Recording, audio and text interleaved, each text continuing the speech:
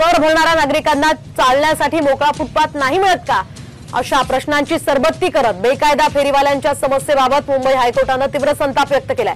तसंच आता ठोस कारवाईची वेळ आली असल्यामुळे शहरातील विशिष्ट भागापासून सुरुवात करत कृती करा असे निर्देश सुद्धा न्यायालयाने राज्य सरकार आणि मुंबई महापालिकेला दिलेत। अतिक्रमण, बेकायदा फेरीवाले आणि स्टॉल इत्यादींमुळे नागरिकांना फुटपाथवर चालणं सुद्धा मुश्किल होतं आणि हे लक्षात घेऊन हायकोर्टाने आता सीओ मोटो जनहित याचिकेद्वारे सरकारला हे निर्देश दिले। आपण पाहतोय खरं तर या फेरीवाले आणि इतर अतिक्रमणामुळे नागरिकांना चालणं कठीण होत असतं आणि त्याच पार्श्वभूमीवर न्यायालयाने सरकारचे आणि महापालिकेचे कान टोचले।